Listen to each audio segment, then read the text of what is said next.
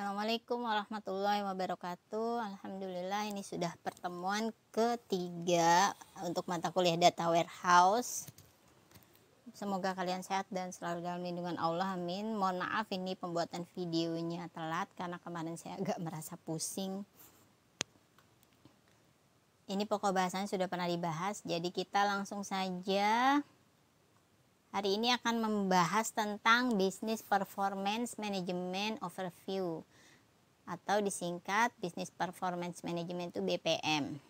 Apa sih BPM? BPM adalah sistem real time. Jadi real time ini pada saat itu juga mengingatkan manajer akan peluang potensial, akan masalah yang akan datang, lalu memberdayakan mereka dalam suatu model. Disebut juga sebagai CPM atau Corporate Performance Management, dan juga Enterprise Performance Management atau EPM. Ini dibuat oleh Oracle, kalau CPM tadi oleh Gartner Group, dan satu lagi Strategic Enterprise Management atau SEM oleh SAP. BPM ini mengacu pada proses bisnis, metodologi, teknologi untuk mengelola kinerja bisnis. Jadi ini biasanya digunakan di skripsi-skripsi S1 ya, bisa mengambil judul tentang CPM, lalu BPM, dan sebagainya. BPM ini ada 3 komponennya. Yang pertama, seperangkat terintegrasi. Jadi nanti akan ada perangkat-perangkat hardware yang terintegrasi. Yang kedua, akan ada alat untuk bisnis untuk penentuan tujuan. Dan yang ketiga adalah akan ada alat dan metode untuk memantau indikator kinerja utama. BPM versus BI. BPM adalah hasil dari BI dan menggabungkan banyak teknologi. Yang pertama yaitu perusahaan yang sama memasarkan dan menjualnya, ini BPM ya. Lalu BI juga telah berevolusi sehingga banyak perbedaan asli antara keduanya tidak ada lagi. Misalnya BI dulu berfokus pada proyek daripada perusahaan lebar enterprise wide project. BI adalah elemen penting dari BPM, jadi si BI ini adalah lebih kecil daripada BPM ya, karena BI merupakan elemen penting dari BPM. BPM ini rumusnya adalah BI ditambah planning atau solusi terpadu. Proses closed loop untuk mengoptimalkan kinerja bisnis, langkah-langkahnya yang pertama adalah perlu adanya strategi, lalu perlu adanya plan atau rencana, perlu adanya monitoring atau pengendalian, dan perlu adanya edge atau adjust. Masing-masing dengan langkah prosesnya sendiri ini ya. Dan dia akan berputar terus sampai edge atau adjust, nanti dia akan kembali lagi ke strategi. Strategi, where do we want to go? Kemana kita akan pergi? Nah itu strategi. Perencanaannya adalah yang pertama tugasnya menganalisis, lalu tentukan perencanaan, lakukan pemindai lingkungan. Yang keempat adalah identifikasi faktor keberhasilan. Yang kelima analisis kesenjangan, lalu visinya dibuat, setelah itu strategi bisnisnya, dan kemudian yang terakhir adalah identifikasi sasaran atau tujuan. Itu strategi ya. Jadi kalau kalian membuat strategi apapun, ini langkah-langkahnya atau tugas umumnya. Masih yang tadi juga, strategic objektif, ada goal, ada vision, ada CSF, critical success factor. Kalau yang objektif ini adalah menentukan arah. Kalau goal ini sasarannya di mana, sedangkan vision adalah visi atau gambaran bagaimana seharusnya di masa depan. Sedangkan CSF atau Critical Success Factor adalah faktor kunci yang sangat kritis yang mempengaruhi tingkat kesuksesan. 90% organisasi gagal menjalankan strategi. Karena apa? Yang pertama, karena ada kesenjangan.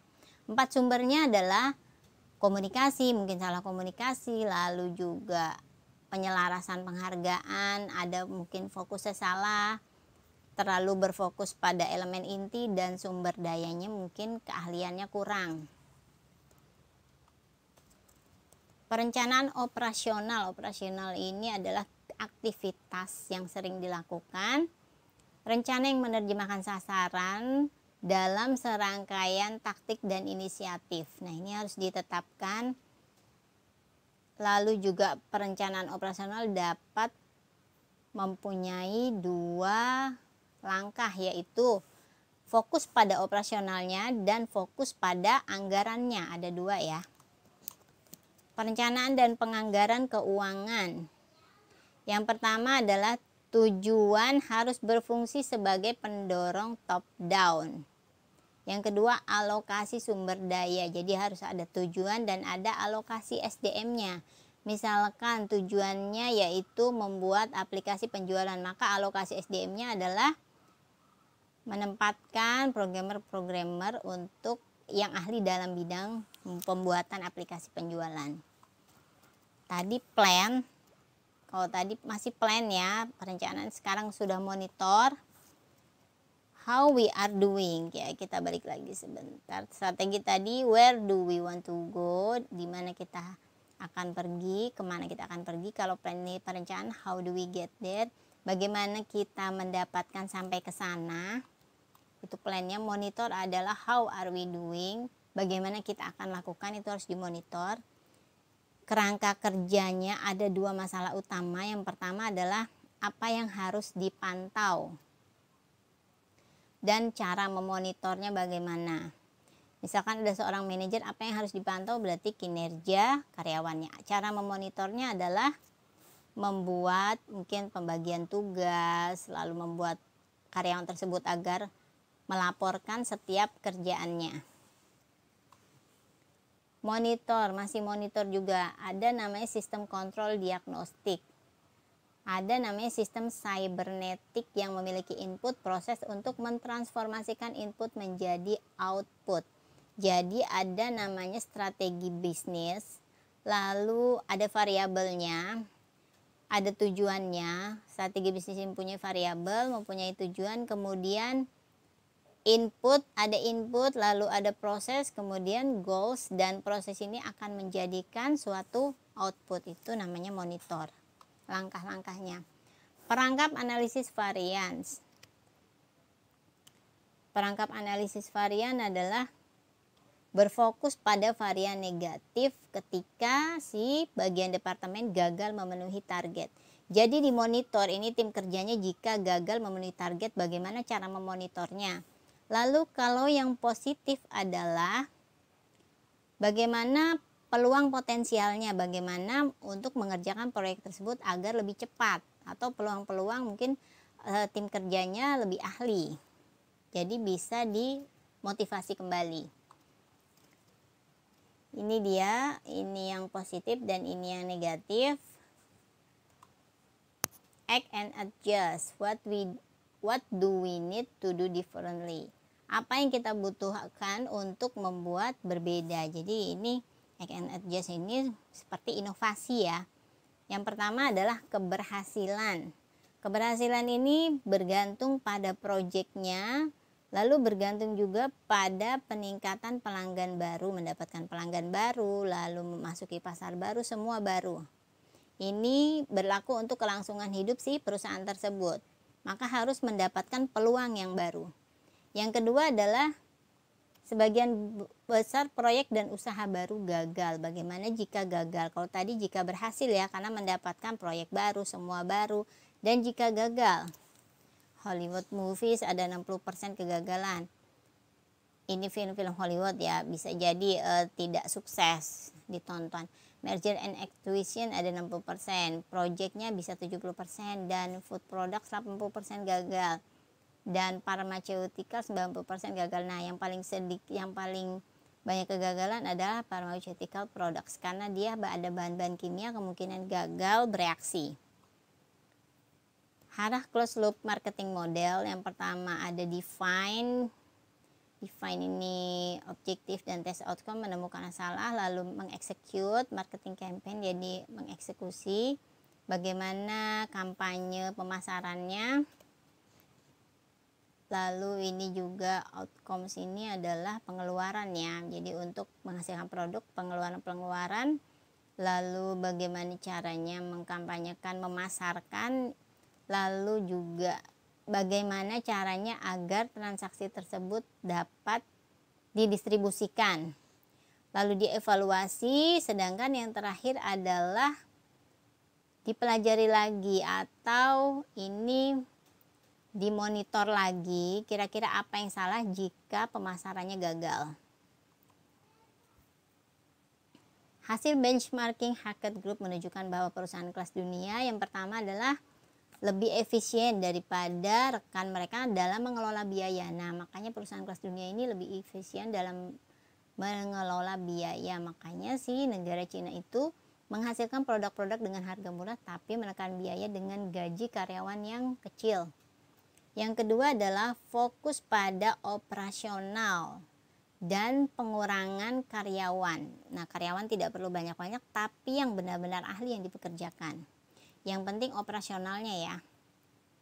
Nah, makanya yang saya bilang tadi Cina kadang mempekerjakan karyawannya mungkin lebih dari jam kerja.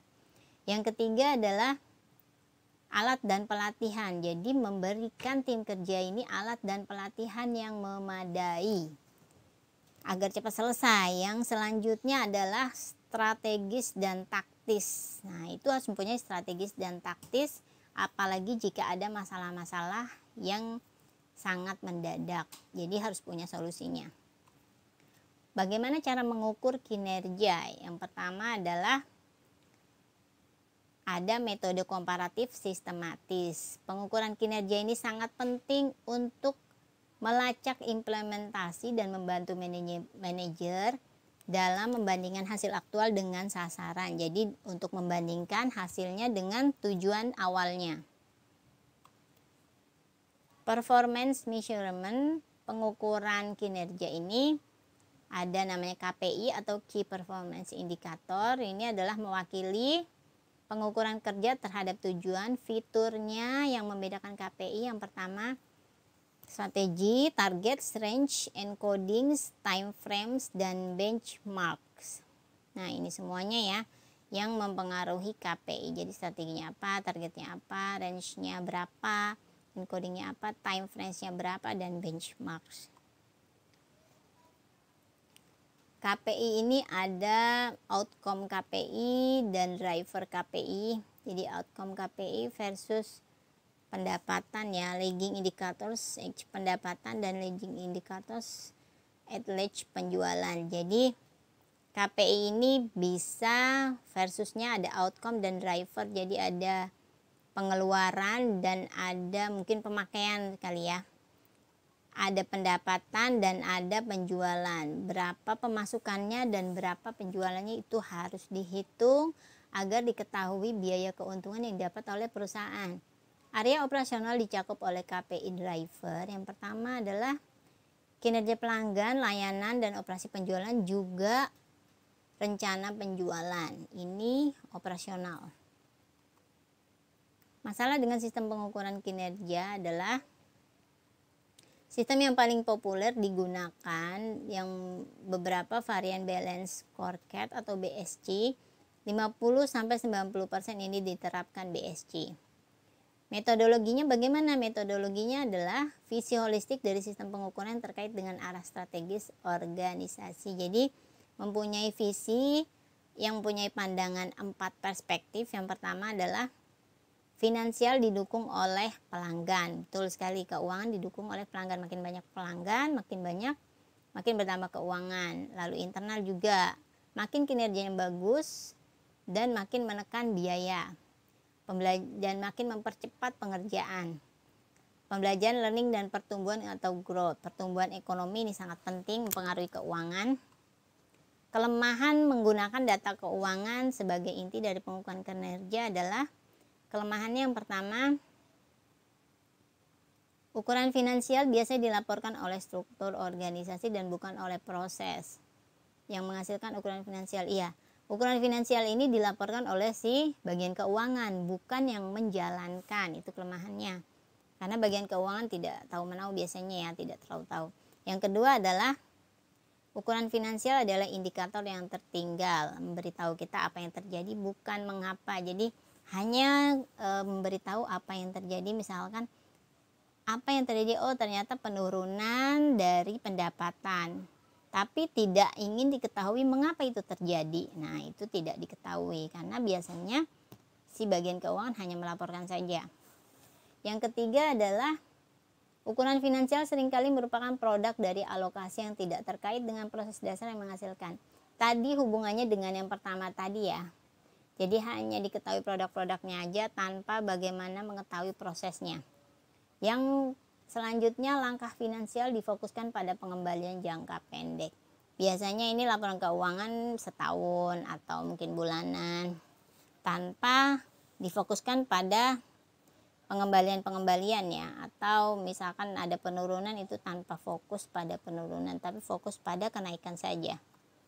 Ukuran kinerja yang baik seharusnya adalah fokus pada faktor kunci, faktor-faktor yang mempengaruhi keberhasilan, lalu juga perpaduan dari masa lalu, sekarang dan masa depan. Jadi harus belajar juga dari masa lalu, tidak boleh ditinggalkan. Misalkan dulu pernah punya produk menghasilkan naik lalu tiba-tiba turun, nah itu harus dipelajari lagi, makanya diperlukan data warehouse.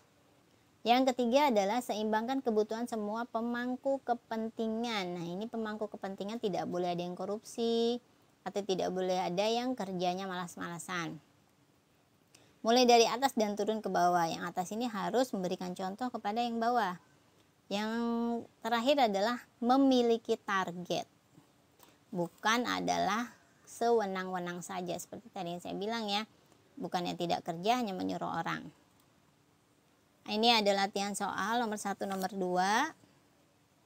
Silakan dikerjakan seperti biasa. Nomor 3, nomor 4, nomor 5, 6, 7, nomor 8, 9, dan nomor 10. Demikianlah apa yang saya jelaskan hari ini, semoga dapat bermanfaat. Mohon maaf jika ada penjelasan yang kurang dapat dipahami. Dan jangan lupa like, komen, dan subscribe. Tepat waktu mengerjakan ya. Saya akhiri dulu. Wassalamualaikum warahmatullahi wabarakatuh.